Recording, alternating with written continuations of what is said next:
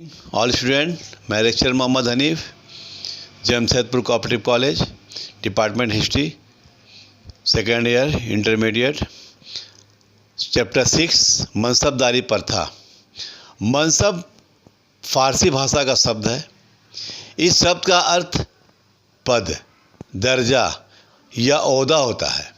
जिस व्यक्ति को सम्राट द्वारा पद दिया जाता था उसे मनसब कहा जाता था। नंबर 2 में जागीरदारी प्रथा। अकबर के काल में जागीरदारी प्रथा अस्तित्व में आया। अकबर के काल में ही जागीरदारी प्रथा आया।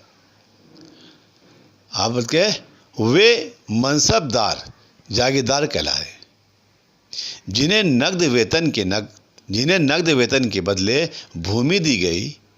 यह भूमि जागीर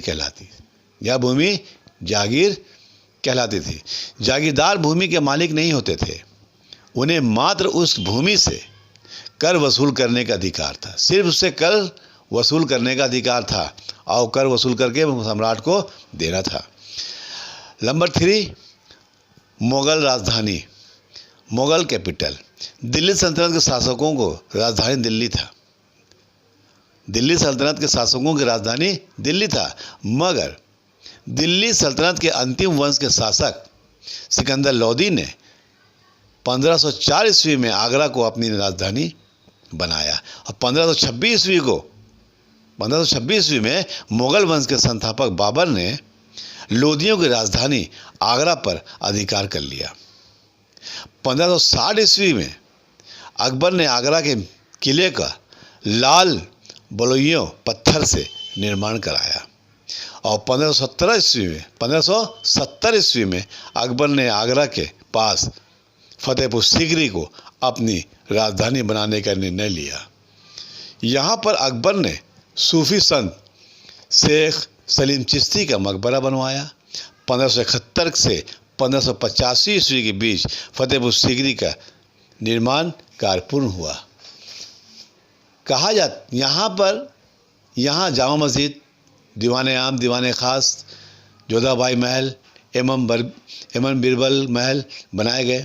बुलंद दरवाजे का निर्माण अकबर ने गुजरात विजय के उपलक्ष्य में करवाया। यह 134 फुट ऊंचा था। नंबर 4 में देखेंगे मुगल दरबार। मुगल बादशाह के दरबार अत्यंत शानदार था। अबुल फजल ने अपनी इतिवृत्त में अकबर के दरबार का वर्णन किया है। अकबर दरबार के लगते समय एक विशाल ढोल पीटा जाता था। दरबारियों को सूचना सभी वर्ग के लोगों को मिल जाती थी। जिन्हें दरबार के प्रवेश की अनुमति है हाजिर होते थे। बादशाह के एक बार सिंहासन पर बैठ जाने पर कोई भी अपनी जगह से कहीं और नहीं जा सकता था। वह न ही बाहर जाने की अनुमति थी। दीवाने आम। 1 घंटे के झरोखे दर्शन के उपरांत बादशाह दीवाने आम में आते थे। यहाँ राजकीय अधिकारियों के प्रतिवेदन प्रस्तुत करते थे। दीवाने खास क्या है?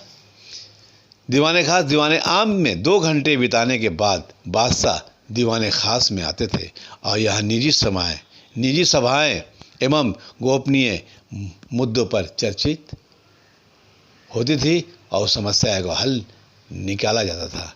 इस तरह हम आज चैप्टर ही रखेंगे। धन्यवाद।